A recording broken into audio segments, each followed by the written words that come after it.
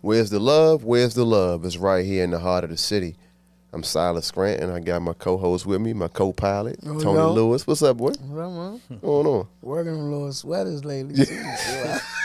I told you, like, you get ready for the Olympics. You hear me? I see what's happening, man. Yeah. Come on, man. It's my time, man. Little jog and all that. Yeah. Okay, well, good. What up, man? I'm all right, man. How you? I'm good, man. Yeah, me too, man. Well. Yeah. Very well, actually. Refreshed, man. Went down Hampton for homecoming. Yeah. Yeah. Yeah. This starts your year. This like your New Year's. Chinese New Year. Yeah. Look like y'all had a good time. Caught some good weather. Yeah, it was like hot down there. Yeah. It was like super hot. Yeah. But I think the biggest thing for me was really reconnecting and building some deeper relationships with people and starting some real new ones too. Sure. How was the school visit? I know the last show you talked about. Yeah. You mentioned that you were Shout out to my bro, man, Mike Lee. I started my community work really at Hampton, my 5th year down there, right? Mm-hmm. And my guy Mike Lee, he's from that area, and he told a story at the event at the school. It was an alternative school called Bridgeport Academy, and kids who had been placed there from other schools. Long story short, Mike was accidentally shot at like 12 or 13 years old, and one of his eyes was damaged, and he woke up one day like years later, and the other eye ended up being impaired. So he's like at 5% vision right now. Oh, wow. I remember volunteering with him my 5th year and driving his SUV, dropping kids off, and he could see shadows, so he could tell you which turn to go and that sort of thing. But he has like 5% vision right now, and the message is like, I lost my vision, but I never lost my vision. Mm-hmm. And so he's got an organization called Making Men Foundation, and we just committed that from here on out, every year we're going to go to some school, take the school over, and we put a call out to all the other grads that we know. Like next year, that Friday morning, we going to just, take over a school and really try to help the kids understand that, there were kids in the school that never heard of Hampton University. Mm-hmm. In Hampton. Yeah. So like, us growing up near Howard, it seemed like light years away too, right? So we want to close that gap and just make sure that kids in that city have a chance to see it and then potentially have a chance to go there too. Yeah, that's dope, man. Yeah. You get through Hop on Learn? Man, twice. Twice. Yeah. Twice, man. I paid the price for it. Man, 2 straight days. That's like a common thing. People do that. They go to Hop on Learns like 2-3 times on that weekend. It's a seafood joint. Oh, okay. Yeah, it's like incredible, man. Yeah, you know what I mean? So, I went through there. Gained Shout a few out to pounds. the 757, man. Yeah. We know you going to get them off, though, Joe. Get them off, I ain't worried about that. Yeah. But today is special for a couple of reasons. One, I think in line with what I was talking about with reconnecting and building sort of like these relationships, especially like Black relationships, right? Think about the future and what does Blackness look like in the future, the Black future of the world, right? There are people that was at homecoming with their kids and grandkids, right? Yeah. So just thinking about, where we go from here as a people, especially in light of what's happening globally, like how do we fit into all of that? So we're gonna have a conversation today with Keem Hughley, who is an entrepreneur, a visionary, and a person who I consider to be an expert in Afrofuturism. We're gonna talk a little bit about that today. But Keem, welcome to Heart of the City, man. I'm excited to be here. Job, a prodigy, for real. Yeah. Super excited. Yeah. I believe that, though, right? This the City Business for sure. podcast. Yeah. Keem to me, it is what I would regard as like a prodigy. Yeah. Right? But I mean, any when you think of a prodigy, or it was Beethoven, LeBron, anybody who, Michael Jackson, just people that started doing what they been doing since a kid. Mm-hmm. Yeah. Right? And so when you look at, all that he's accomplished, where he is today, and obviously we're going to talk about all of that, but he was doing that as a child. Very young. Yeah. I think it's something to be said. 15 years old. Yeah, 15. Yeah. It's a kid. Right? Being able to craft events that brought the masses together, right? I mean, through the lens of, I guess, partying, but I mean, in terms of just creating an experience for people, right? You know, which is at the essence of like hospitality, right? And creating an experience that people craved and wanted to, you know, show up to. Yeah. So, Sal, I know I'm not trying to. I didn't mean to jump in. I know you probably got your question, but I just wanted to for our viewers, you know, I wanted to frame that for them, and in a way in which people can. We're big on at this show, like really talking about our guests in their entirety, not just based on their bio or some of the buzzwords, but like we want to really not only lift people up and give them their flowers, but help people to see them in their entirety. For sure. So, you know what I mean? We are definitely honored to have you here. So can we talk about, you know, like where that journey started for you? So 15, my homie's pops used to own a Zanzibar. Okay. His name was Michelle Daly. So Zanzibar had like 7 or 8 owners back in the day. So Zanzibar, for some of the viewers that don't know, was at the waterfront. So Zanzibar right now would be what Intercontinental is. Precisely. And this was at the time of Dream. This was at the time of Dream, same time. But there was nothing for the kids at that point. So I went to Wilson. And there was certain things, but it was more... It'd be like in Maryland, or it'd be like a little house party or something like that. It wasn't really like a large scale party for kids, and we called it the baby love or baby dream. And we did our first jump, and we all put together our lunch money. So it was me and like 4 other dudes put together our lunch money. So we'd get like 50 from our parents, 75 from here. Then we went, got a box of flies, hopped on the train, passing them out. But the cheat code is that I went to DeMatha for 2 years. Okay. So I went to public school my whole life, but then I went to DeMatha for 2 years. Prior to Wilson or after? Prior to Wilson. Okay. That was the hat, because I met all the Catholic school people. St. John's, McNamara, Seton, DeMatha, Carroll, all them schools. Yeah. I got to meet them for those 2 years. So when we ended up doing the party, we had the DC public school people there, and we had the Catholic school people there. So the Catholic school girls like, man, I'm seeing some city dudes today. Right, and the city dudes like, where they been at? Yeah, it was a mix that was electric. So our first jump, we did 2,000 kids. 2,000 kids, our first one. We made $30,000. We had to split it 5 ways. One of the Zanzibar owners kind of did some janky stuff. He put his son on the jump, so we had to split it 5. But you know, we was young, so we made $30,000. I remember Michelle Daly, he couldn't believe he was giving us that much money. Nobody could believe it. Right. Nobody could believe it. Did y'all have bank accounts? We didn't have nothing. Yeah, okay. All right. So he had to give us fresh cash. So he come downstairs. He said, he put that $30,000. He said, I cannot believe I'm giving y'all this money. Yeah. We only gave him $2,000 for the venue, because he thought it was just like a little kids party. We gave him $2,000 for the venue. We made $30,000. Yeah, that's crazy. And I remember I took my little $5,000. That was my cut. I remember I took it back home. My sister worked the door for me. My sister, my cousin, and my sister's friend worked the door for me. And I remember taking the money home, and my mother was doing a potluck or something, like a neighborhood gathering, because we live over, Northeast. So she doing like a little something at her house. And I remember I came home and I threw the money on the table.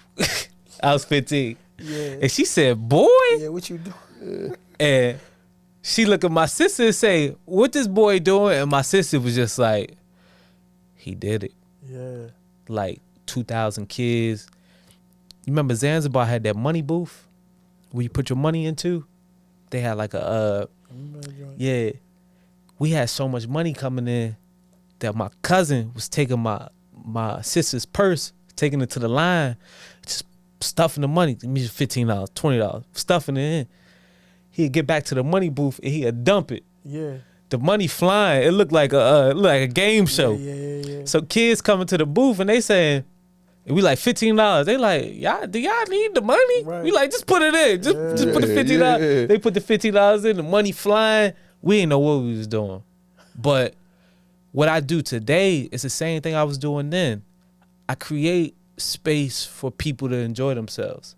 So the same thing I was doing when I was 15 is the same thing I do now in a luxury restaurant. It's just now I serve, Branzino and Red Snapper and, Oxtail Pappardelle and all those type of things. But I'm still just creating space. Sure. So I'm 17 years in right now of being in business. 17 years, and I'm only 32 years old. So, all right. So you come in with the 5Gs. Your sister is stamping that it's legit. Yeah. You talk about him being a prodigy, and so many times parents can get in the way. They can stifle the progress of a prodigy. What was it like convincing your mom, like, listen, this is all right, I'm gonna walk this through? My mother's special, man. She, everybody loves their mother, but other people who are in my sphere of influence will also say my mother is special. Yeah. Like, my mother looked at it and said, the boy got something, and we need to figure out how to support him. So she would say, in practicality, if I come home with bad grades or something, my mother was an academic advisor at Howard, academic advisor at Anne Arundel. But more important than the academics, she was an understanding of people. When somebody comes into my mother's office, she's just not looking at your grades. Yeah. She's looking, how do we best get you situated in this school for you to be successful? And my mother did that for me in my personal life. She would say, if you don't have a 4.0 GPA, that's okay. I barely passed Wilson. I graduated Wilson with a 1.3 grade point average. I had F's and D's my whole high school career. It's because I didn't care about school. I was doing parties. I was promoting parties. It wasn't that I wasn't smart. My third quarter of my last year at Wilson, I made a bet with my homies. I said, if I buy a book bag, I get straight A's. Book bag messed my fit up. The straps. Got armpits, sweat. You got the. Came with it too. You got your fit up. Got the joke. We got on Prada. We got on Dolce & Gabbana. Like we was fly as hell. Yeah. I can't mess my fit up with the book bag. I said, I bet if I get a book bag, I get straight A's. I got straight A's. Yeah. All my teachers was like, you so stupid. You could have went to Harvard. You could have went to whatever. And my mother still would be like, I remember even there's two things to rap on my mother. Two things I remember the most. My mother's friends, I'm not sure exactly which ones, or people that are in her influence would say, what are you doing with that boy? And my mother said, don't you talk about my son. Yeah. I know exactly. Yeah. You don't know him like how right. I know him. Yeah. Don't talk about my son. Like, she put that bubble around me. And then the second one is, remember I came downstairs one day and she had wrote on a notepad on the kitchen counter. She said, I would never kill the dreams of my children. And then she signed it with her name. This was when I was young. And this when everything might not have been figured out. Because you got to think, I started when I was so young. Just imagine, just like how you kind of mention those people, think about Whitney Houston and all those people when they started that young, or think about a kid star from Disney when they start that young. It's a lot of mistakes that you make when you start that young. Yeah. So when she wrote that letter, I was like, man, my mother is special. And I would not be doing what I'm doing now, owning a restaurant, 38 employees, a world-class establishment, that doesn't happen if she stifled that growth. Correct. Absolutely. I probably would have been pushing paper somewhere. Yeah. Or just not motivated about anything, because there's certain people that, you know, when you cap ambition, it turns into other things. No question. You know, I'm like a what you call, like a neutron or something. I'm like an energy ball. Yeah. And it's like when that's not fostered right, the energy goes somewhere. Especially in this town, we know The where energy that could go. energy goes somewhere. So it's good that it was going on positive things. Yeah, that's what you just said. Kind of blew my mind. I ain't gonna say kind of. It really did blow my mind. Something to think about, even as a parent. As a parent, yeah. As a Nah, parent, I caught that the same way. yeah. Man, Seriously. my mother's special, man. Yeah, bro. Yeah. Yeah, super I special. remember the first time I became aware of not just you, but y'all movement. Yeah. Mm-hmm. And so I was like, yeah, that dude's doing a DC or nothing party. It's like, what? No, they say, are you doing a party? That's what happened. At first. At Fur. I said, because you know, Fur close to my Right there, right by the right gate. there. This when he heavy in DC or nothing. Like Yeah, this is this like this like, is his So this I'm is like- his living at this point. I'm is like, DC or nothing. I'm like, so everybody thinking it's like, this is how I get on. So look, you ain't doing a party. I ain't doing no party. So dude sent me the flyer. I'm like, what? So then I'm like, well, who is this? They say this team major. But how they describing it, I'm thinking it's like somebody our age. Yeah, Really in my mind, or older, matter of fact, not even my age. I'm thinking it's somebody. Oh, that's why I really was like, am I feeling playing with me, right? Like, you know, that's how I'm seeing. You know, I'm still growing. You know, at that point, God ain't through with you. I'm like, man. So, but when, long story short, though, I got on. He called me, or he called me. So I'm talking, and just I'm like, damn. His mannerisms or his, you know, just his tone, all And that sort of. I was young. It disarmed the shit out of me though. yeah. And then I'm saying, this y'all party? I'm like, He like, yeah, we do parties, we ain't know a little bit. And he saying, I'm like, but it's y'all party, right? I'm like, you say you what? How old are you? And man, I was like, oh, all right, cool. Like I was. Like, I remember you. I don't know if you remember this. We met on 7th Street. yeah. We met on 7th Street, right outside. By Kennedy Rep. Down. We met on 7th Street, right outside there, and I remember it was me and it was Jizzle. And what we tried to explain at that moment was the person that we was doing the party with was from out of town. And we were a part of a weekly party, and they always come up with the themes. Mm-hmm. So he come up with the themes, and he come up with the theme. He say, this the DC or nothing theme. We don't know what DC or nothing is. We just like, we put the theme out. But when we was young, you know, we used to rock on another time. So the dude that we doing the joint with, he on some scary time shit. Yeah. He ain't really trying to meet with Tony. So we go and we'll go meet with Tony. Yeah. And we explain it. And then when he actually told us what DC or nothing is, we called dude. We said, why the hell you put this DC or nothing joint on there? I said, you know who Tony? He was like, yeah, I ain't know he a trip. I'm like, man, take that joint down, man. Yeah. Because even though we was young, and what made us special is we was young, but we rocked on principles. Yeah, man. They was mature. So when Tony explained it to us, we was like, buddy tripping. Take the joint down. We switch it to something else. I said, this is his movement.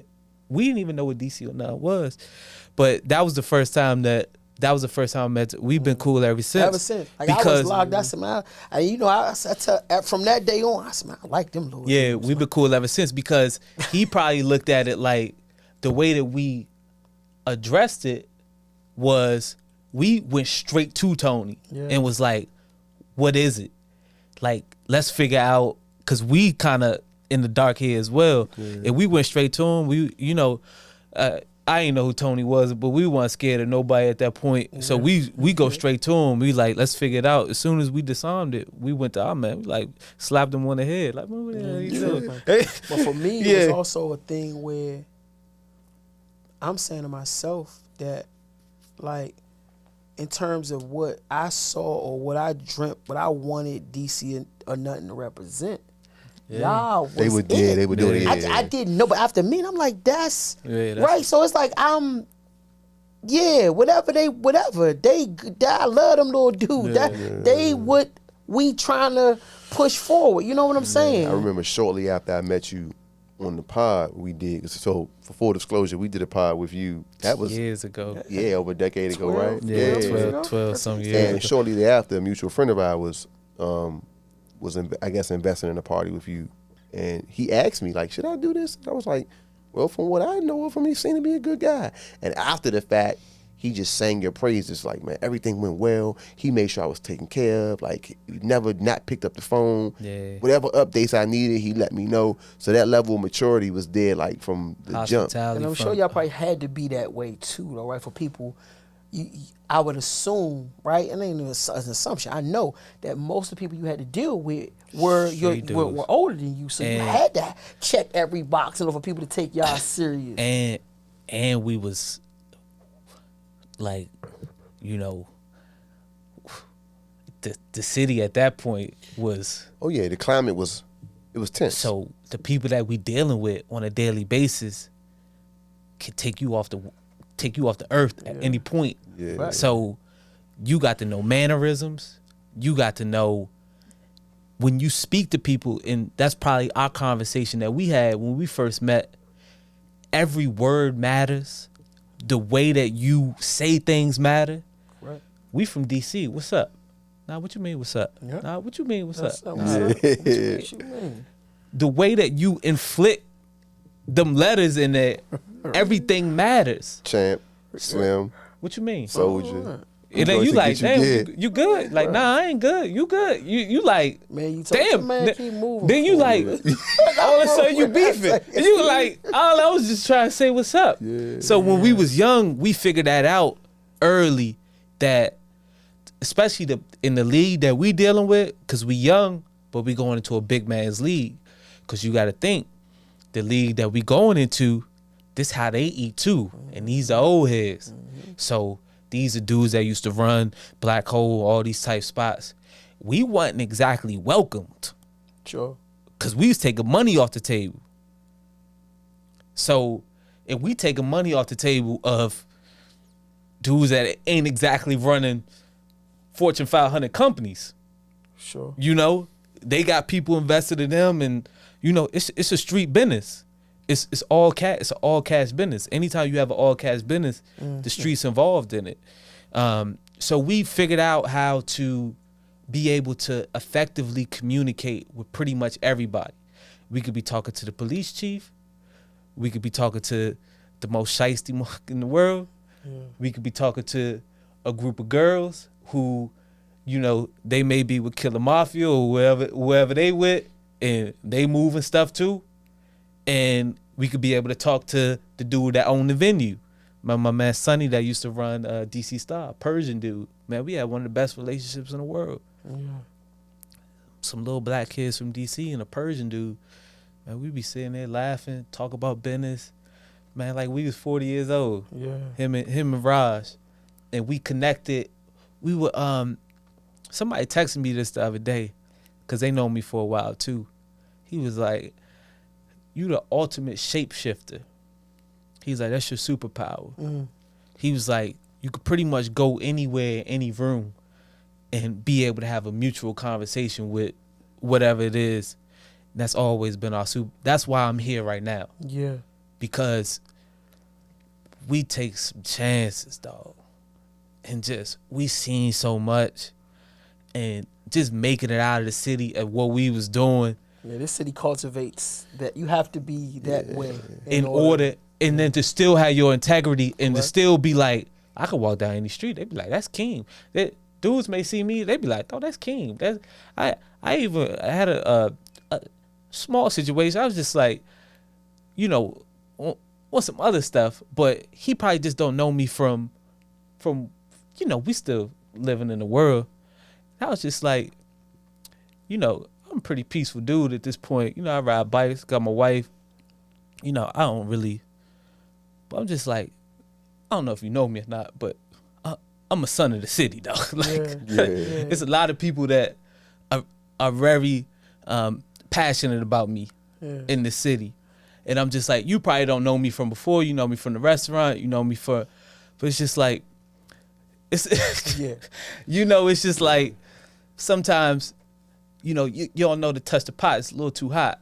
And it's like, even though I may present myself like how I present myself now, it's like I have a long history in this city going back to when I was 15 years old, even before that, but doing business for a very long time. So, yeah, 100%. Yeah. Where'd you get this maturity from? Because, I mean, a lot of people in the city that you see that have done well and they really are sons of the city, it's a big homie, it's a uncle, it's somebody. Like, where'd you get it from, though? I think we had to grow up quick. We had to grow up super quick because we went straight into the big man's league. So, like, we would look at, some of the older dudes, good examples, bad examples. Some of the most talented people in DC, the people don't understand, like, DC's economy was sustained by the things that are not allowed anymore. Go-go's, all these type of things. It wasn't nothing else happening in DC. Yeah. The people that was making all the cash and all that type of stuff was doing the functions and doing all those type of things. And the fact that we don't own all of these buildings and all these type of things that we was doing is crazy to me. Yeah. But the only thing that happened is the only difference is we didn't make the transition. There was our biggest superpower was, even when we started doing go-go's, I remember when we was like, we got to switch the clubs. And everybody was like, how y'all going to stop doing go-go's? Y'all do 4,000 or 5,000 people. I'm like, it's a tide coming, like something shifting. Okay, I want to stop you for a second. I want to stop right there though. For the viewers, right? Because that time, what's the time period here? And talk a bit about what was the shift that you saw coming that eventually did come. Dog, this the polo era. I call it the polo era. So you saying dog. TCB? Because I want. We've been, especially as I coming out of like the Don't Mute DC and Long Live Go-Go movement and all that. Everything sort of gets put into this one big. Talk about that. I think that period where people started to sort of like attack Go-Go and close the ski. Talking about the polo era, dog.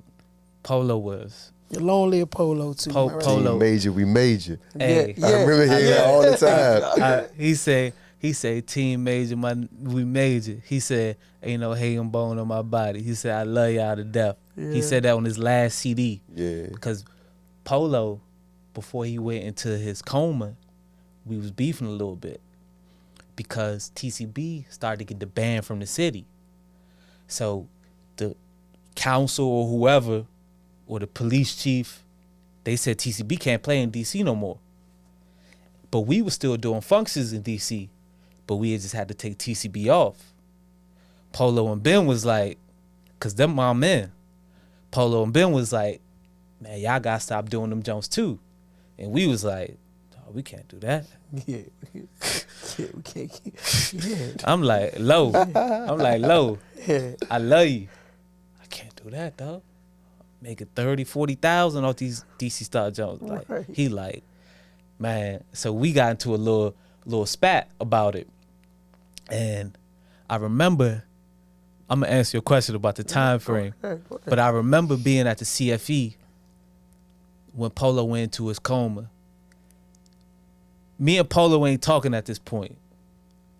And I remember, but Polo is my brother. I worked for him at his store uptown. He was the first one that put me into the go-go game. I almost looked at him as like a father figure in this world. He was somebody that, there's certain people, we kind of talked about this before the podcast, there's certain people that could escort people through DC back in the day. Polo was an escort. Polo was a person that could roll out the red carpet for you. You be good everywhere that you go and open up doors for you. That's what he did for us. And I knew him because I was around him so much. And even though we weren't on good terms, I remember being at the CFE. And y'all remember the stage, and then there was a top pole at the CFE where Polo used to perform from. And I remember Polo was leaning on the pole like this, and he let the dude next to him get the mic. He said, "Go ahead, rock the mic, Shawty." And it was just a dude just rapping. Mm-hmm. But normally Low give you like 30, maybe a minute. He let dude rap for like 2 minutes, 3 minutes, 4 minutes, 5 minutes. So I remember I'm sitting there looking, I'm like, something wrong with him. I'm literally like, something wrong with him. He had never let nobody get the mic that long. And then that night is when he went to the coma. Goldie put him into the car, took him to the hospital, and then he was in a coma for, 3 or 4 years after that. But I remember looking at him before anybody said he was sick, and I remember looking at him and say that. You could feel it that something was And wrong. I remember he was in his coma. Ben put out the CD, the last TCB CD. And I remember we listening to How Many Brothers Fell Victim to the Streets, Rest in Peace, There's a Heaven for a G. And he say, my man, Gil, Sante, Heaven for a G, Southwest, whatever. Where we, not where we from, but, Southwest is like, we like honorary from the West. And I remember him saying, Team Major, ain't no hating bone in my body. I love y'all. And that was the last words that I heard from Low. And I remember we was crying. We was just like, because for somebody to be that close and then for him to be in a coma, you think that he go off on bad terms and crush you. Yeah. Regardless of who right, who wrong, it don't matter. And for that closure to come on that last CD, that's city business right there. Yeah, man. That's city business right Yeah, there, that's man. just, and again though, for the time period, what year is this we talking about? This is like, That's 09. yeah, no. This ain't 09. Yeah, this like 11. This like 11 because I graduated high school at 09. Okay. So we started to kind of get into that stuff, I would say, around like 2010 through 2013. But it was the TCB era, though. TCB played 6 nights a week. Icon Thursdays. They played 24 on Tuesdays. They played 24 on Wednesdays. They were somewhere on Tuesdays. La Pearl on Sundays. CFE Saturdays. DC Star on Fridays. And they was packed every night. Yeah. Every single night. Yeah. It was the most amazing thing in the Yeah. world. None was like that era. And when That's what we all say. I mean, but go ahead. I'm gonna let you. nothing was like that era, though. But when Polo was in the coma, something just changed. Like it just got weird. It just like Polo was such like a he was like, it's kind of like if Bron ain't playing the league or something in his prime. Yeah, sure. I can imagine. I mean, but also you got at that time too, Go-Go itself as an institution start. Well, you even in that period though, right? You just named out of all them spots you just named, 24 was the only one in the city, right? At that time, right? In the Star. Right. DC Star. Yeah, DC. So them two, right? Them two. You got DC Star and 24. Other Jones was in Sulin, Akaki. Right. So you see at that period too, Go-Go starting to move in terms of places for them to play in Maryland. You know what I'm saying? Yeah. The question even and so for y'all business model from doing all age jump to doing and then the Go-Go stuff, and then as gentrification is starting to like rear its ugly head in a lot of ways, and or even if the model that y'all was using was starting to like age or whatever, y'all starting to age. A lot of people that had businesses that were like hyper focused on like the native DC population, just really, I'm talking about barbershops, beauty salons, churches, right, laundromats, carryouts, you know what I'm saying, food places, anything that the primary customer was us. You see, it started to like phase out. How did that impact? Did you guys feel impacted by that shift? We didn't feel impacted because we went before the shift happened. We had the intuition as youngins to be like, something don't feel right, and we acted on it. We like, let's go and we gonna start doing club jumps. And when we started doing club parties, we started to realize like we was right. What do the women want? Because they the ones that the reason I say it was the low era is cause any joint you think bad in DC, going to see TCB play and they going to see Low. Yeah. But when Low went there, just the quality start changing. Right. So we trying to be around stuff that they feel comfortable around. So then that's when we start getting into the clubs, because it just started to feel better. So we never really got impacted because we left before it really started to change like that. And then we started to do Fur, we started to do Ibiza, started to do a lot of the other jumps. But so let me ask you a question along them lines, right, too. All right, because once upon a time, like in Silas and our age group, our group of, say if it was just the people that was going to see Backyard 5-6 nights a week, they never really transitioned to the club. But y'all era also were like that, sort of like that hybrid, where go-go was still very much a part of your upbringing, but you know, regular like rap music and all that also was like, But they started to get on TCB jumps. So Twister, they was bringing in Jim guests Jones. every week. They started to bring them on them Jones first, and then the promoters will burn them up and say, Jim Jones, you do CFE on Saturday, you do Love on Friday. 2 different crowds. Sure. So they coming to town, they doing 2-3 different shows. So TCB and a lot of them bands was already kind of training us on the rap stuff. We just didn't really respect it like that. I remember at the CFE, Jim Jones got on. He had the song "I Hate It." He like, you see me, I hate it, I hate it. Hey, man, that's Mano, ain't it? Yeah, Mano. Yeah, so Mano. So we say, so we in that joke. We like, man, this joke wackish. Like we don't want to see no rapper.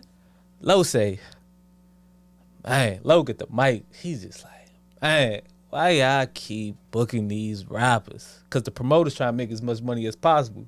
So Vic and all them, they'll book the rappers. Like, Low get the mic. Wild Mano right there. Why y'all keep booking these rappers? He say, wave at a hater. Wave at a hater. And the whole CFE just go. Hey, no. Mano was like, what is this? What is this? Wave at a hater. And then the whole, it was like, you can't describe. He had a control, I think, that other it was like you can't describe. Even somebody that's watching this right now, they probably getting chills because they remember that time where it was like, oh, so much. I remember Twister was at 24. Twister doing that fast rapping, you know. Low again grabs the mic. He let him go for a while. Low was like, man. Because Low was such a business person that he like, y'all giving him 20. Yeah. I'm here doing it. It's going to be the same amount of people in here, but y'all paying me 5. Yeah. He understood that. And he coming on mic, he not doing nothing. Give me the mic. He get to calling me dad. Bo get to singing that jump. Happen again. So, but eventually we got to the point where we said, shoot, if we was in a club setting, you know, this was before bottle service too, though. Because I remember DC Star, 24 was the first go-go jump with the bottle service on the sides. And then I remember DC Star was like, damn, they got bottle service? And I remember Sonny built out the sections based on Club 24. And then the pimps from Southeast, JV and them. Yeah. Everybody that was from Southeast that was really getting money, they would come and be buying sections, and it completely changed. Cause now TCB is doing bottle service. CFE used to come with your own bottles. It was BYOB. Right. Bring your own bottles in. But now DC Star is selling bottle service. So we getting trained for You getting primed for the others. for the band being taken out. Sure. and then it be the DJ. That's what my point I'm getting to. Yeah. Because then eventually when they say TCB can't play in DC no more, we already do the bottle service. They just play TCB on the DJ joint. Yeah. Or we already see the artist. So now it's just like TCB ain't here no more, and then you could just kind of see how the city just started to move on without it. The culture, they was already kind of primed. We was priming ourselves for the transition, and then you got to think that era. You know, the Meek Mills, the Jeezys, you know, the Migos when they first started coming out, that was kind of like that, and then that started to catch on real quick, and then that became the currency at that point. Yeah. That's heavy. We was the first ones to bring Migos to DC. See, that's what I'm saying. We started to get on that. Right. We started to be like, hey, let's bring Migos, let's bring G's, let's bring Meek, let's bring all these people into the city. The same people. Then they start buying tables and stuff, and Sure. yeah, it was an error. So was your transition into, I mean, I guess that seems like a natural, progression in terms of you being in the club, booking artists. Yeah. Did that, and so eventually you would start to, sort of work with artists and work in the music business. Can you talk about that a little bit? Yeah, so we got into the music industry through booking artists.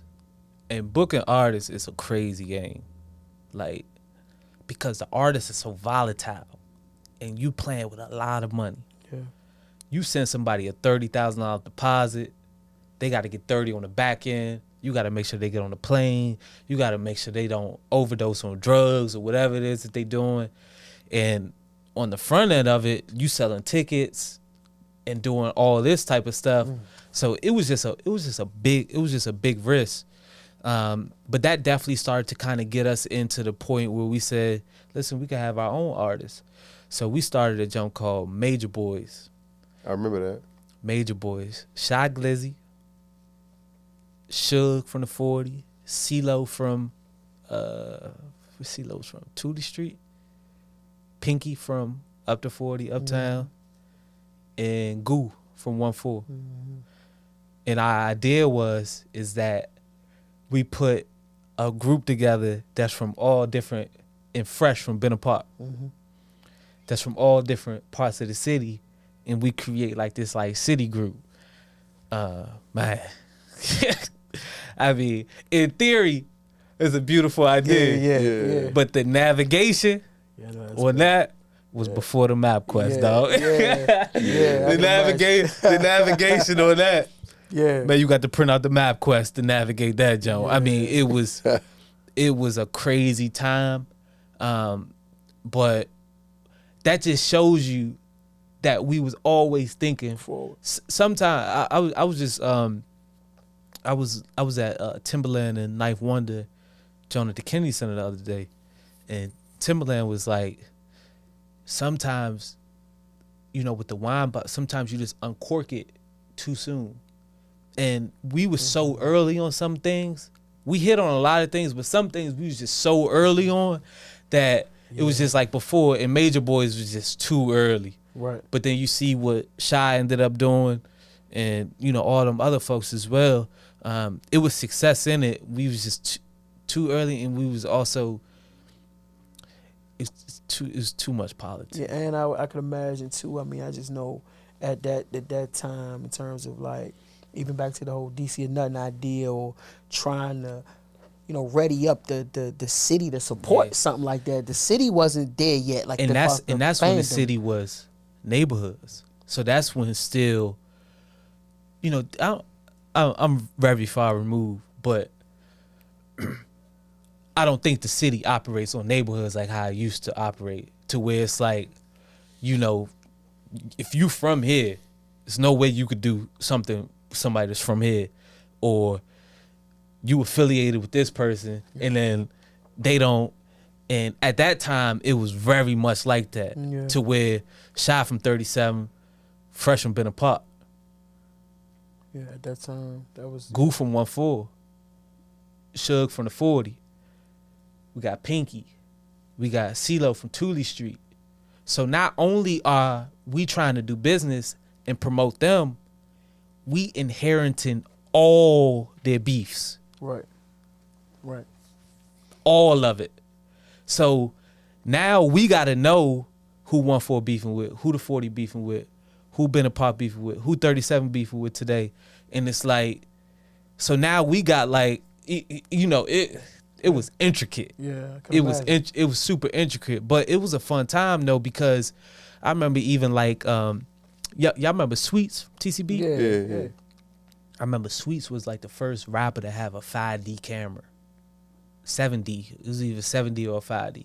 And I remember we seen him, we was like, man, what type of camera is that? Yeah. He's like, man, it's a 7D. I got this joint from, and I was like, man, we would bought one of them and we was like the second to do our, you know, our video on like the 5D Canon. Yeah. It was a time, man. It was a time. It was a time.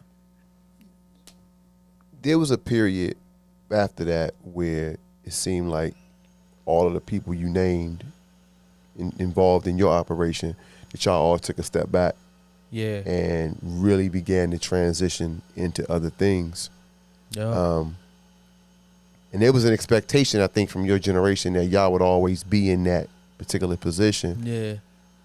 What was it like, or what was the point where you decided, like, I got to step back and really regroup and go in a totally different direction? I remember I had too much power, and I couldn't control the power anymore. I tell this story all the time. There was things that people were willing to do for me that I could not stop because they wanted to impress me so much. Mm-hmm.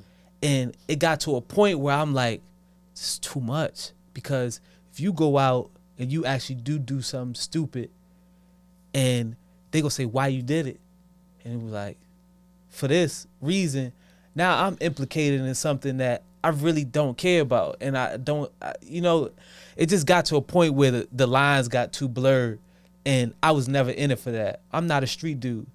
I'm a son of the city, but I'm not a street dude. I've always been 100% clear. I'm from no neighborhood in D.C. I grew up in D.C. I went to D.C. public schools, but I'm not from Hanover, like how you say. I'm from Hanover. I'm not. I'm just like somebody who is very cool with a lot of people in every neighborhood in the city. So when it started to kind of get to the point where I was kind of confused of what we was doing anymore, I knew that I needed to transition out of it, because eventually something bad was going to happen. Yeah. And that transition looked like getting with dudes like Dre the Mayor. And shout out to Dre. Yeah, shout out to Dre. Yeah, getting with dudes like Dre the Mayor and saying, man, let me road manage Chaz. You know, I was the road manager for Chaz. Shout out Chaz French. Yeah, shout out to Chaz French. Chaz French is, I mean, I remember first time I heard him rap, I was like, I don't even know what this is. Like, this is crazy. And I remember that exposure to being able to go to LA, being able to, we toured everywhere with Gold Link and all that type of stuff. I remember it was so refreshing because I didn't even know this stuff existed. I'm like, dang, we had Terminal 5 in New York. We had spots in LA. I'm like, man, it's a whole nother world. Yeah. And then when I came back to DC after touring, you know, full transparency, we've kind of done the build up, right? We've done the build up. Child prodigy, 15 years old, made X amount of dollars, got all this power in DC. And I got to the point where I got off the road with Chaz, where I was dead broke. When I say dead broke, I'm dead broke. Like, and I'm starting to get serious with my now wife. And I remember that, I remember my wife from LA. I remember my wife used to say, I'm gonna go home for Christmas. And I used to be like, thank God, because I can't afford to buy her no gifts. Yeah. Christmas. I can't afford to buy my wife no gift. I was so excited when she'd go home for Christmas, because then I'd be like, I ain't with you for Christmas, so I ain't gonna get you no gift. It was kind of like an understood thing. And I had to go work at Department of Transportation, the building down Navy Yard. And so I've done all of this. I reached to the top of what you could pretty much reach as a DC dude. And now I'm working at Department of Transportation, flipping tables and chairs. They had come to me in the morning. We had like a little, like this little side office they put us in, like in the dungeon. Yeah. They'd give us a slip of papers and they'd be like, set the room like this today. And we'd just be moving the tables and chairs, cleaning up trash, doing all that type stuff. But while I was there, I was like, I need to go into another world. I need to go into the corporate world. But I remember the day I said, I'm going to kill my ego. Because I used to send out my resume and all the stuff that I did was on my resume. And it wasn't working.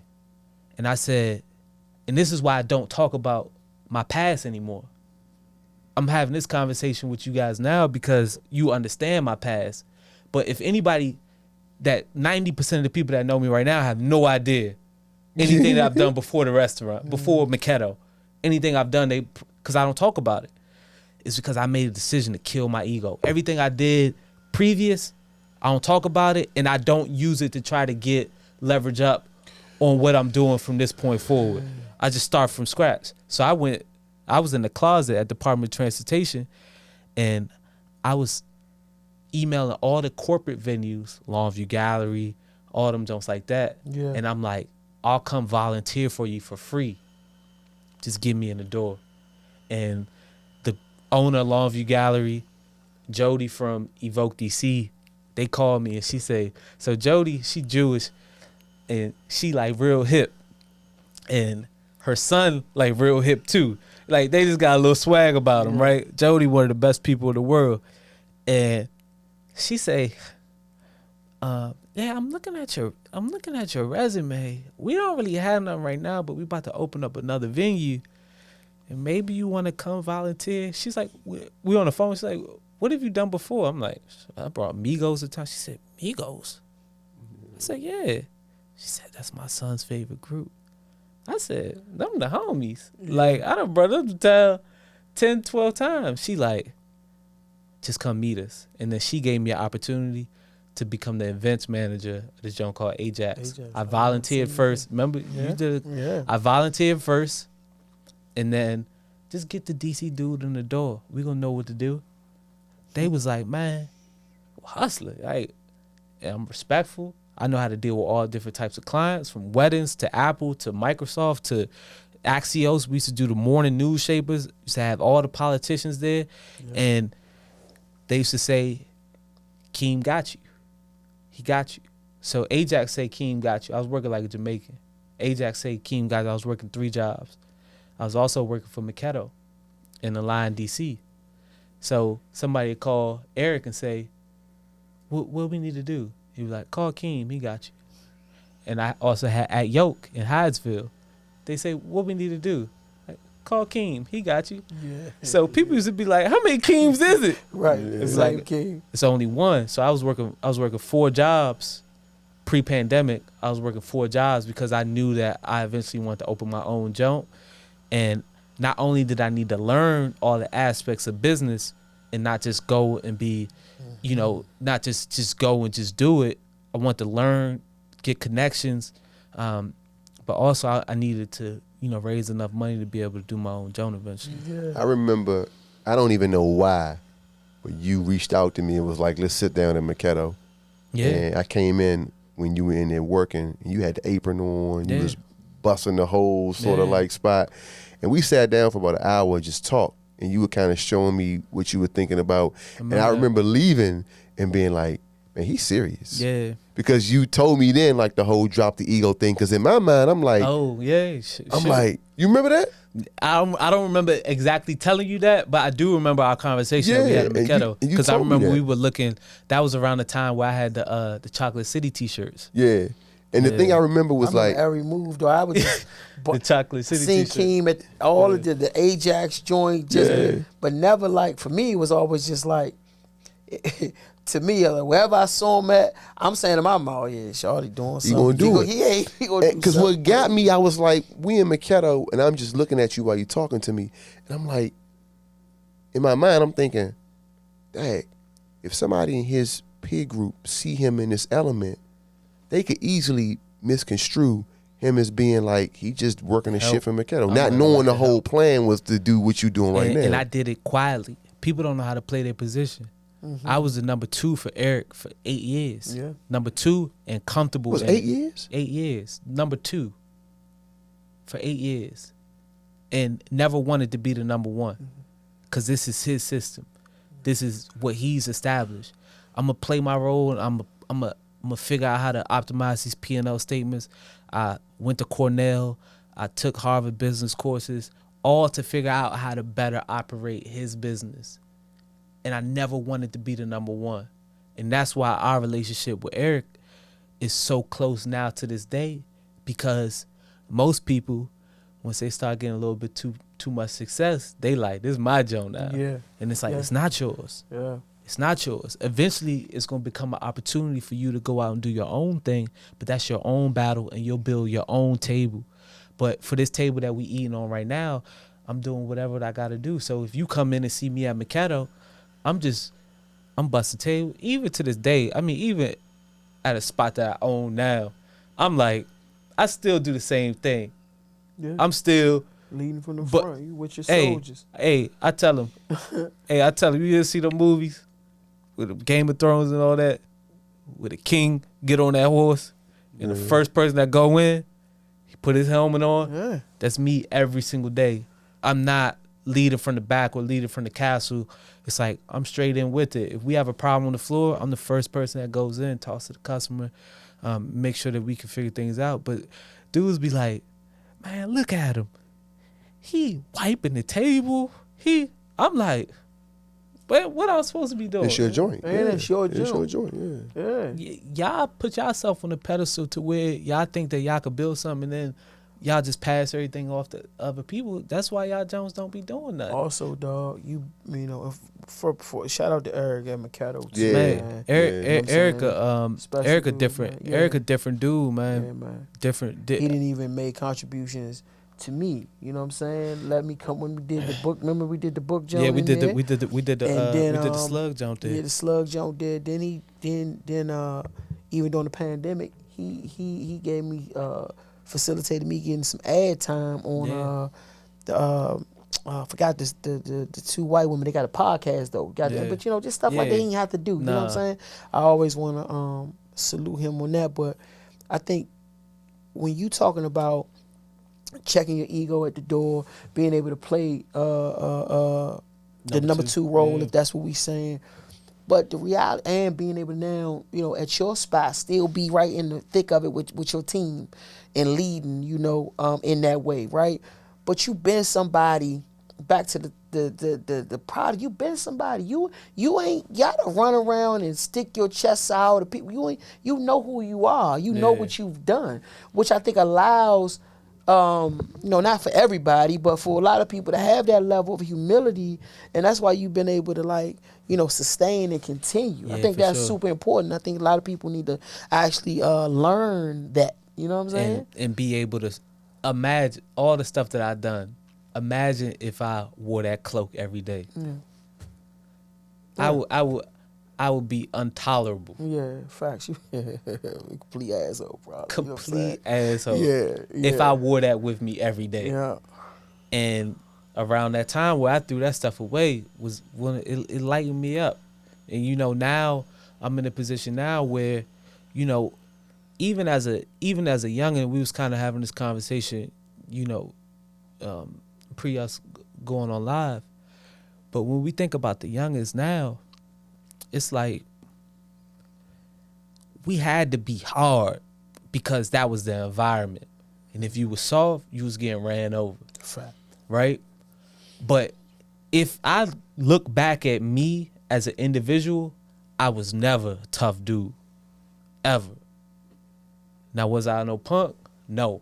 But I wasn't never no tough. I wasn't never trying to inflict harm on any individual, any animal, anything. Yeah. That wasn't my style. Yeah.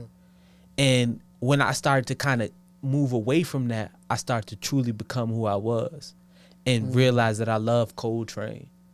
I love riding bikes. I don't like loud music.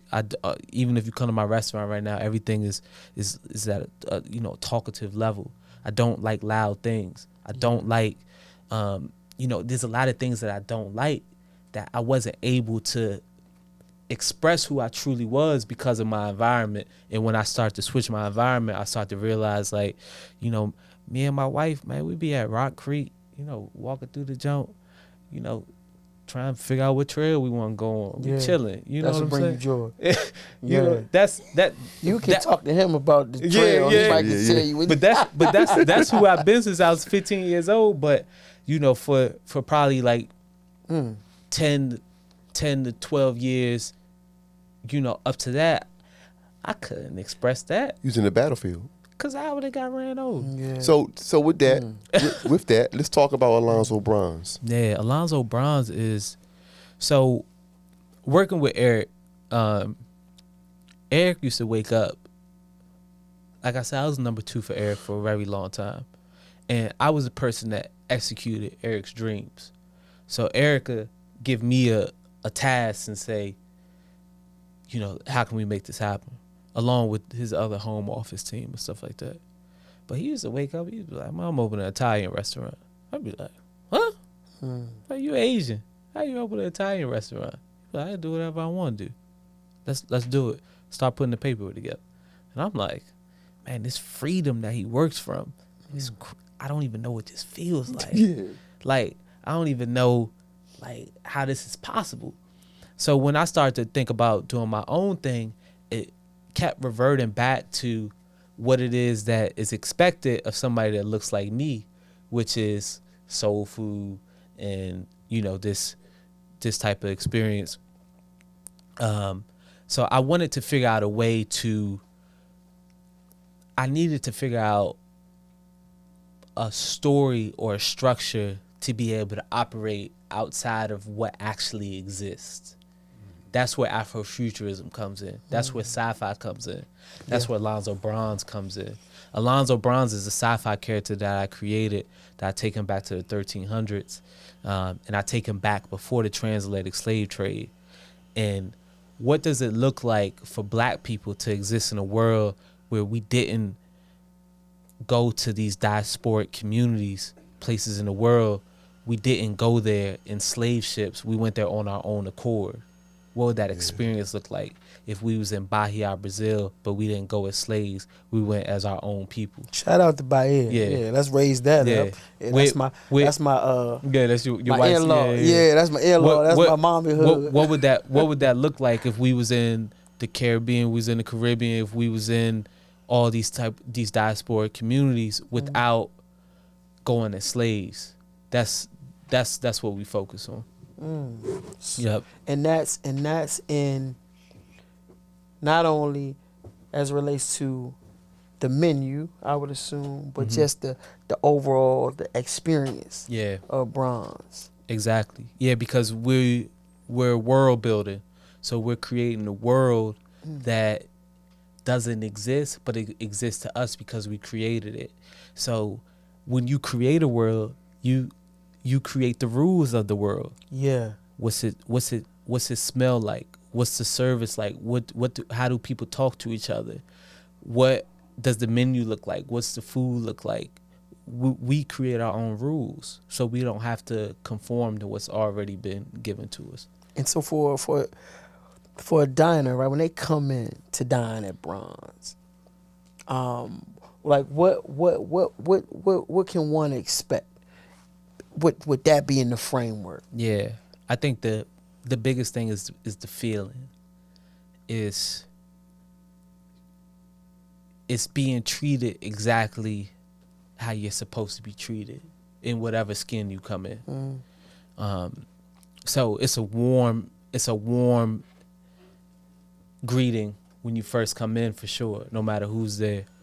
And then once you actually get to the part where you're dining, we've been cooking for a long time. The world has been eating for a long time. There's only so many different things you can do. Yeah. So do I expect somebody to come to the restaurant and say, I've never had food like this ever before in life? That probably is not going to happen. Right. But I've been treated like how I'm supposed to be treated. I'm more focused on that, rather than like trying to give somebody like a, you know, smoke coming from out their oysters. Yeah. You know. Yeah. So the whole thing that's been going on right now this week on, I guess, what's formerly known as Twitter, now X, I guess, with the whole Keith Lee discussion, a few other people. There's a guy that's now moving around DC from out of town trying out food. I can't think of his name, but That dude, the dog Ben's Chili Bowl. yes, he dogged Ben's Chili Bowl. He did shout out MLK Deli, but one of the things that I'm noticing is that people are saying, when I say people, I mean customers, patrons, right? That, you know, this idea of having this extraordinary sort of food experience is not the priority. It's being treated a certain way. So I'm glad that you said that. Yeah. I want you to weigh in on what's going on right now. The Keith Lee joke. Somebody put on Twitter, and they put like they had a tweet that said, "Name the spots that Keith Lee shouldn't go to if basically like to not embarrass DC." And this girl put Bronze, and really, you should have seen all the comments under it. They like, why Bronze? Like, what Bronze got to do with this? All the comments under it, and it was more satisfying to me to see people who have actually come to the restaurant defend the restaurant than her actually tweeting that. You know, because it's like real people under, like, man, I've had amazing experience at Bronze. Right. You know, what's the goal line? You know, sometimes when you do things that are out of the ordinary, people start to think it's ordinary. When Russell Westbrook was doing all them triple doubles, you like, oh, that's kind of getting normal.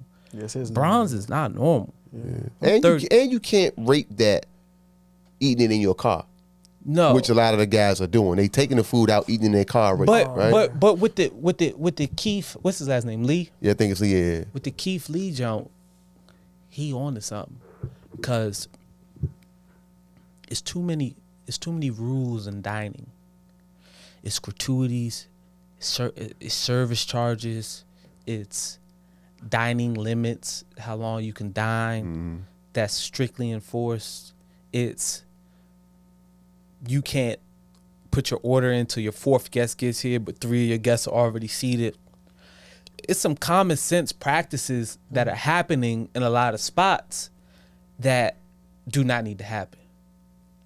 And he's exposing that more than he's exposing the food. Got you.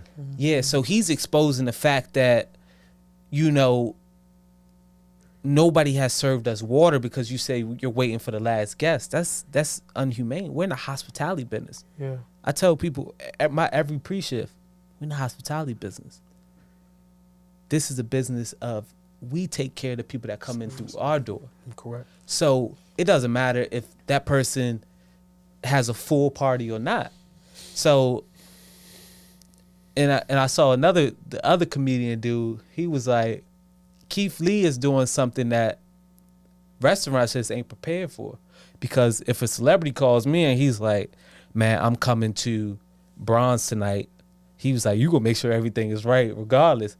He was like, not only is he coming, the people that he's sending in, he doesn't record. So you don't know what his mother looks like. Right. Yeah. So he's because he's gotten so big. Yeah, so he's like, is he that important? Yeah, everybody knows. Yeah. He's like, he's creating a dynamic that now restaurant got to treat everybody like Keith Lee coming through the door. He said restaurants ain't doing that. I saw tweets where like people like, man, he come to certain cities, people might try to hurt him because they restaurant on the line. Yeah, the reputation on the line. But you know, where is he like based out of? I don't know. Maybe on the West Coast or something. Yeah, okay. I missed that.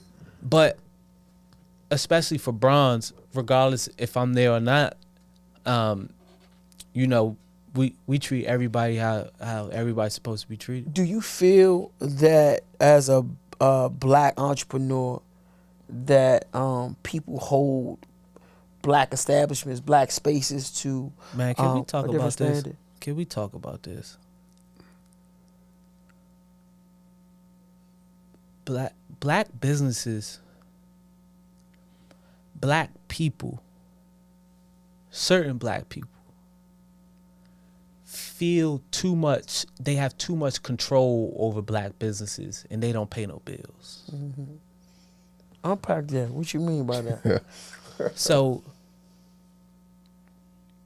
they think that if I go down to Louis Vuitton downtown, I'm not telling them, hey, you need to move that shelf from right there, because I'm telling you, if you move that shelf right there, everybody gonna come straight through this shelf. Telling you, and they gonna, Yeah. but you come to a black business and you black and you like, I see your vision, shorty. Yeah. But hear me out. Yeah, hear me out, Slim. If you move that door right there, You in there. you in there. It's a missile. Yeah. And you like, just come enjoy yourself. Just come sit down. Audacity. But the comment section, the quote tweet option, the story option, the phone itself has made all of us critics. Everybody's a critic. So we literally like, it's at the point now where it's like everybody who walks through your door, like how you said somebody is like on Keith Lee's line, anybody who walks through your door or has any interaction with your business has the power to trash your business, whether they come or not. I don't have to go to your business to make a Google review. I could just not like you. Yeah. How about that? I don't have to come.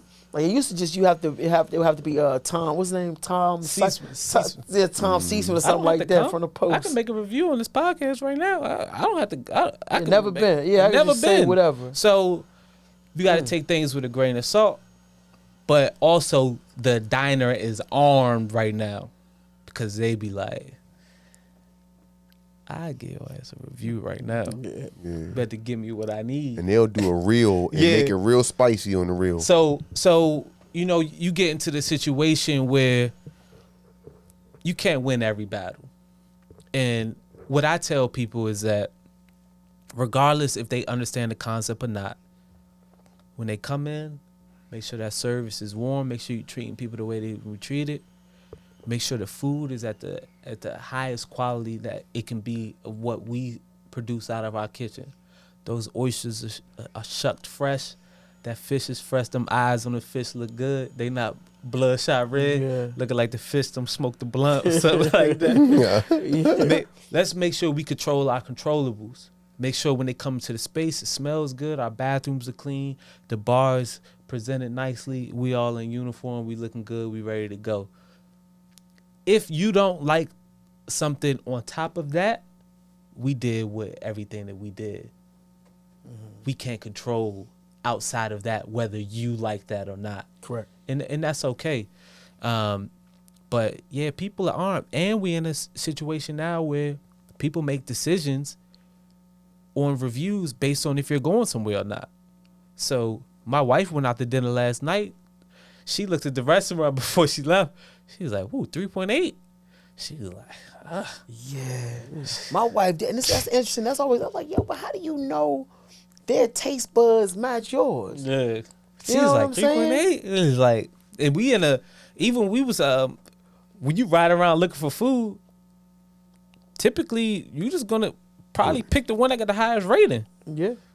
Yeah. And Or we the done best that, presentation on and the I didn't phone. like And it. you ain't like it. You know what I'm saying? But you know, that is how it works. You know what I'm saying? Man, we in a crazy time right now, and I think for entrepreneurs, you know, it challenges you every day to be able to perform at a high level, because before you used to have one critic come in, Tom Ceasman. Now every diner that comes in is a critic. Yeah.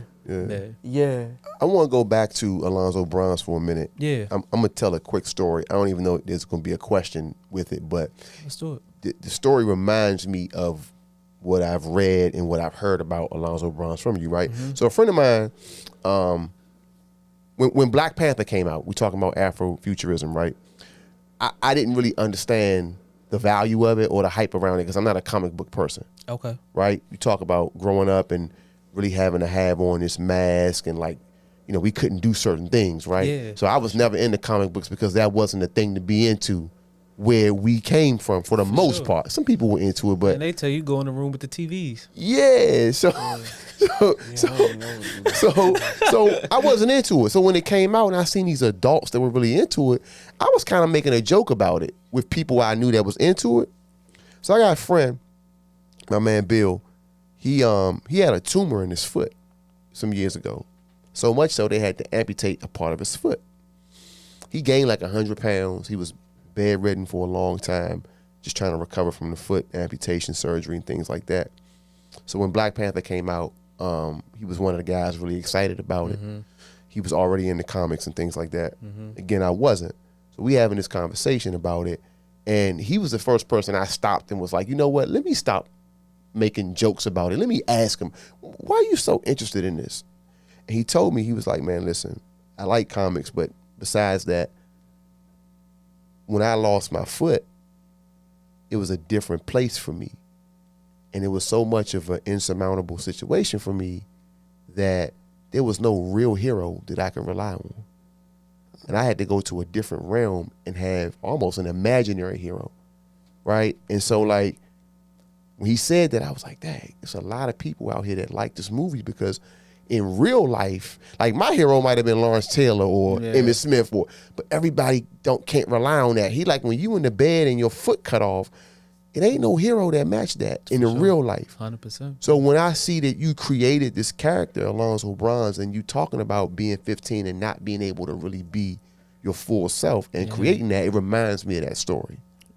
It's my opportunity to express to the world how I see it, you know, in the marketplace, because it's not just like a story that I have in my head. It's a story that actually exists because there's a physical location. Yeah.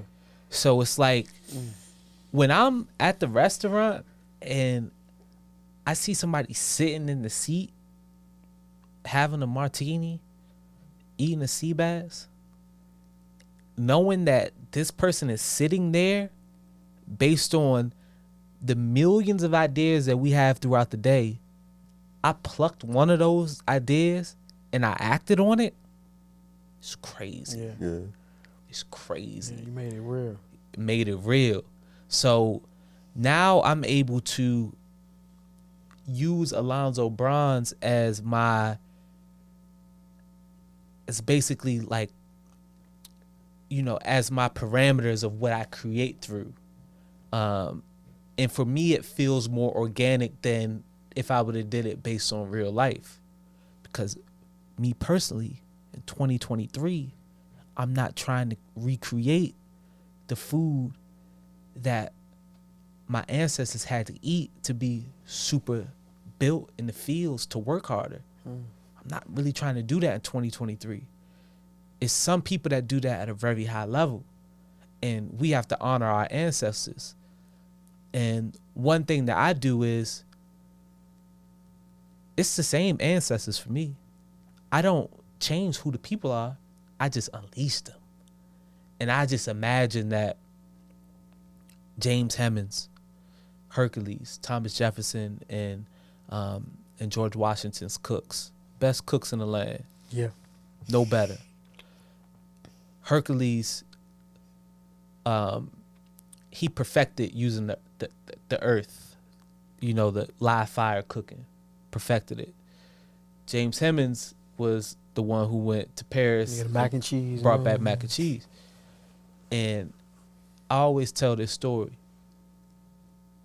I imagine James Hemings was a slave, right? Thomas Jefferson's cook, but he's the best cook in the land. In my sci-fi world, I can go back in my brain and I can say James Hemings wasn't a slave. And he went and staged in Paris at the best restaurants. And he came back to the United States and he went to the bank and said, I have a business idea.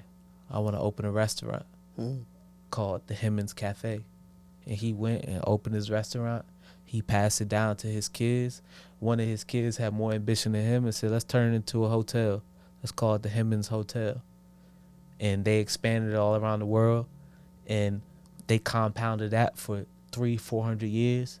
And then the Hemmings Hotel is a rival with the Four Seasons and the Hiltons and all this type of things. We didn't have that opportunity. So in order for it to exist, we have to use our imagination for that to exist. That was So many of our kids have been robbed of the ability to imagine through the community, society, and sometimes even in your household. Through their parents. I mean, we talk Yeah. about. I mean, that really touches on everything about out there to me. What I feel like, you know, what Keem life is represented, right? You know, or his mother allowing him to dream. Yeah. But also him pursuing some of the dream, but not being able to fully actualize based on his environment. Yeah, for sure. But now, and living in a time now where it's now, you know, I'm it's able full to circle, put but- some of these things into the world. Now you operating part-time Alonzo Bronze, and then like you got to sometimes come back into reality, and there are limitations, right? You talked a bit about the Hemmings idea, and you mentioned him going to the government, getting support. Yeah. Him going to the jurisdiction that it may be in, getting support.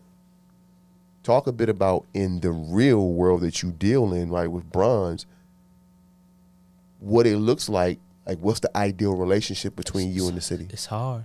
It's hard.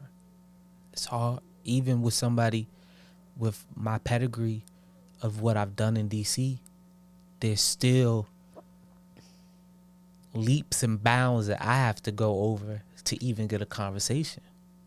And to be at the table and to tell the city this is what we need as the innovators. We at a time right now where we have a living example of what we don't want to be, San Francisco. We seeing it. We not there yet. Yeah.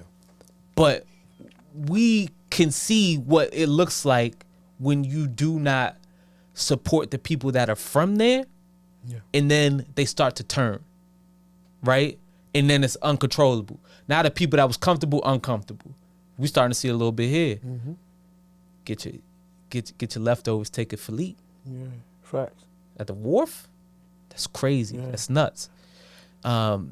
So I challenge the city to be able to use all the intelligent people that work for DC and say, we need to identify the innovators that are Washingtonians, and we need to go and we need to support them, because these are the people that are going to be the anchors for our city. 100%. These are the people that are going to do the art galleries, are going to do the restaurants, are going to do these things. There's already art galleries. There's already restaurants, but they not Washingtonians. Come on, man. So they have no, if stuff get tight here and the business model don't work, They out. they gone. Yeah. I'm not going nowhere. Come on, man. I grew up 2 blocks away from where my restaurant is right now. I have 38 employees. I've received $0 in support from DC. I went to DC public schools. They tell you to do all this stuff. They like, if you get to the starting line, we gonna support you. Just get to the starting line. Then once you get to the starting line, you like, I'm here. They like, nah, throw that joint up. Actually, you got to do this, that. And what the fear is going to be is that you're going to have people like me who are extremely ambitious, and they actually willing to put it all on the line for their ambition, and not just do it for themselves. Do it in a way that I have 38 employees that are on my payroll, that I pay taxes for, that I do all these type of things for. And if we do not get the support, then that love that we get into the city gets pulled out. And we're gonna look at a landscape of DC that has no character. The only people that are able to survive are peoples with millions of dollars on their balance sheets that are not from DC. Yeah. And so you're going to start to look at a spot that has no character. And the only people that are successful here, have no, they don't care about the true success of DC. Yeah. So that's what I challenge DC.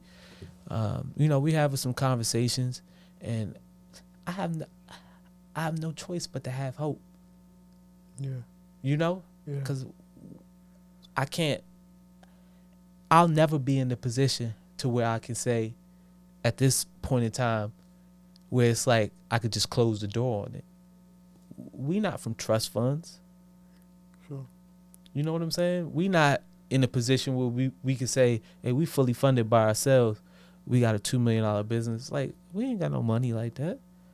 So without the city stepping in or without corporate interest stepping in, a lot of people going to be short. And it's going to make the city short too. Yeah. No, we got to empower. I think you said son of the city. We got to empower world-class spot. Yeah. But you are hope. You have to be you and other people, right? Have to be held up to the generation coming behind y'all. About you a representation of everything that's possible, man. I mean, to me, it shouldn't be a thing that the city could do that they shouldn't do. Yeah. If they can do it for bronze and businesses or business owners, entrepreneurs like you, then they should. And if there are supports being leveraged or connected to entrepreneurs, right, in this city, for sure it should be those same things or similar things should be connected to entrepreneurs like you. When you see it, you got to champion it, and you got to be proactive with championing it, because the street that we driving on right now, success and failure right next to each other. I'm talking about it, man. They right next to each other, and sometimes the determining factor of going into the success route is you can only get so far by yourself. Yeah. By yourself. Success is a social experience. I saw that recently. It's real. You can only get so far by yourself. I could only, even by the time I opened the restaurant, I was so bruised getting to the starting line that I'm telling people that's coming in, I'm like, I need y'all to get me to the next step, because I've exhausted all of my resources just getting to the starting line. Yeah. So now I need somebody to say, you got to the starting line, you're still running a world-class business, you're Washingtonian, let's get behind this. Because it's a lot of people that talk about it. People talk all day, walk up the street all day talking about all big dreams, but you can't actually go to their spot. Yeah. Bronze, we can have the conversation at Bronze. Yeah, man. I'm sure you got a clear eggs. You know exactly the type of support you need. We can have the conversation out here. A world class business. We got to champion this. We got to figure out a way to get behind this. Or you got to wear that white coat too. I be seeing. Yeah. That's your tailor too and everything. Oh man, that's your tailor up and everything. When he cut at the bottom, man. You know that joke.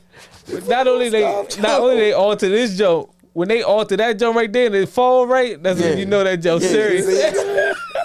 Yeah, when he got that joke on, you got trouble. Hit a Lonzo mode. Hit a Lonzo mode. They gotta figure it out, man. Yeah. Or we gonna be in a position where it's like, man, just as much as we could say, Browns at James Beard Saturday, doing their thing, cooking in one of the best. I mean, the stoves, the heat that was coming from them stoves. I'm like, man, where y'all get the heat from? The heat is beautiful. The flames are beautiful. Like, we can, just as much as we celebrate that, we could also be having the same conversation of, man, Bronze had something special. It just couldn't get over the, and then everybody like, man, we could have did, and it's you end up in LA somewhere. Yeah. We could have did this, we could have did that, and it's too late. It's too late. It's like, stuff does not happen. People kind of get the wrong idea about business. Like, business is a team sport, right? And nothing is done alone, right? So regardless of how talented the business owner is and how sound the concept is, without community, it will not be successful. And community as in resources, community as in people coming in through the door and making the decision that I'm not going to this place, I'm going to have my meeting at Bronze. That's community decision. Whether it's an event and you say, listen, I remember this dude named Michael Blake. Shout out to Blake. I know Mike Blake. Michael Blake.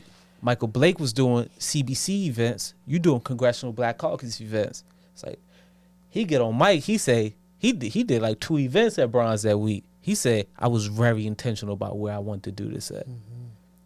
Because I wanted to make sure that the dollars that we did have allocated for venues went to a black business. If people don't make those intentional decisions, so I'm not just saying it's the city, I'm not just saying it's the individual diner making the decision, I'm not just saying it's the corporations that's doing the events making it. They all have to happen for us to be successful. They all have to happen. And those other things that happen, it's just the city is lagging behind right now. This is how I'm going to end it. That 15-year-old that dropped that $5,000 on that table that day, what do you say to him right now? Keep going. Keep doing everything you do. Don't let nobody stop you, and do it a little bit earlier. Do it a little bit earlier as far as like be you earlier. Like, I knew exactly who I wanted to be at 15. My environment just didn't allow me to be that. Be that earlier. Like, I should have been listening to Coltrane and all that when I was 15 and embracing that. You know, I'd be sitting down with my father. My father's older, man, from the South. Be sitting down, acting like I don't like it. I love it. Man, we in there watching Cabin in the Sky and all that. And I love it. But I got the mean mug on with the jump, because that's just how I'm rocking at that point. Man, be you earlier. And also, failure ain't nothing to me, though. Nothing. None. I don't care about failing, be honest with you. Every day, my wife, my family attest to it.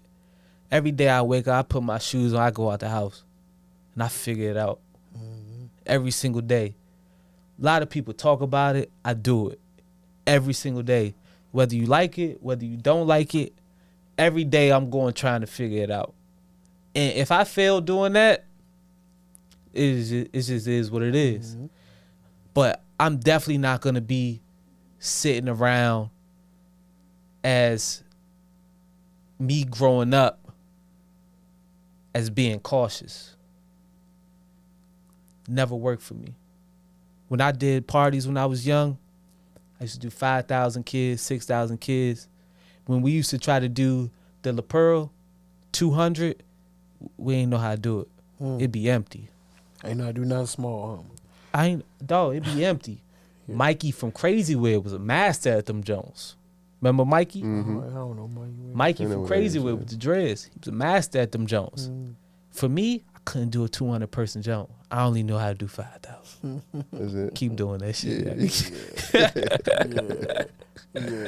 Nah, man, Keem, we really, really appreciate you coming on. Nah, I appreciate y'all, man. Just before we leave, bro, like, I know for Tony, bro, like, I hit him all the time. Bro, I'm so happy for this dude, man. Like, especially, like, like, I don't know, man. It's my relationship's so strong with my pops. Like, he checking my orders in the morning at the restaurant. Like, we talk all day. Me and my pops, man, we so close. We like, he's almost 50 years older than me. But my pops is like my best friend, right? And for Tony not to have his best friend for his whole life growing up, but being connected, but he's behind that wall, and to have the opportunity to have him come home, and y'all at the Wizards game, Dre, y'all traveling, y'all doing what y'all do, and to know that just the way that I talk about success and failures on the same road, your happiness as far as your father coming home was on the same road, but that road was even more bleak. because it wasn't really no option for him to even come home other than a Hail Mary, Right. Stephon Diggs catch. Yeah. And for it to happen, and you see that everything Tony was talking about for the past 20, 30 years, like, let my father come home, and I guarantee you that it's going to make an impact not only in my life, but in the life around others as well. For that to happen, dog, I text him all the time, DM him all the time, just like, bro, I'm so happy for you, bro. 100%, bro. I'm so happy for you. I'm happy for your pops. I'm happy for K. You know, his pops, Eric Hicks, came home, and they, you know, he just graduated as a paralegal out of Georgetown, and they be doing dinner. I'm just so happy for y'all, man, and I'm happy for y'all as, you know, people that's from this town that can still operate this town on the business that y'all been doing for years. And you know, anytime I see y'all, I get very excited, just because I'm just always rooting for the people that I've known from, you know, all the way back. That's right. So yeah, I'm happy to be here. I'm honored to be here. Man, I'm honored to be here. And you deserve all the success that you are, you know, being awarded, right? And you deserve that, and you're an example, you know, of what we want our native children to grow up to be. Exactly. Fact. For real. That's 100%. So Bronze and Hemmings House and Hercules. It's coming. No, it's coming. Yeah, for real though, It's bro. coming. When you say that, you know what I'm saying. The one thing I can say before we go though, like I believe you. Nah, for sure. It's a fact. You, It's a fact. you know what I mean? Yeah, like, it's a fact. like Yeah, I yeah, believe you. I just can't wait to see it. I believe you. I remember I met this dude. He's like, oh yeah, what you trying to do? I was like, yeah, I'm gonna open 5 bronzes around the world, and I'm gonna put the sub concepts under that. He said, you know exactly what you want to do. I said, I ain't playing. No. Playing. Mm-hmm. I ain't playing. Me and Pops got to pull up on you too. I know you've been saying that since March 20th, and everything's been. Yeah. Man, my wife's birthday coming up, so I think we got. I know. He been on the world tour. Oh, it's been crazy. It's been crazy. But whenever y'all do come, I told you the day that he first came home. Yeah, that's why I said since March 20th, you've been saying that. I said from the day he first came home, I said ain't no rush. I said, but when he do come, I said like how they used to say back in the '80s when they used to go down Georgetown, they say the floor is yours. Yeah. That's for your pops. For you, whenever y'all do come, the floor is yours. Yeah. I'm talking about them 2.5 pound snappers. Yeah. You know what I mean? That's right. That 2.5 pound. I'm gonna give you extra oxtail in the pasta. I'll give you whatever. Love you too, brother. Man. Nah, for sure. Keem Hughley, man, son of the city. Son of the city. That's it, man. Don't play with it. So listen, y'all. Thank y'all for joining another special episode for us. Keep watching, keep liking, subscribing to the channel, and we're gonna keep doing it. Yeah. One love.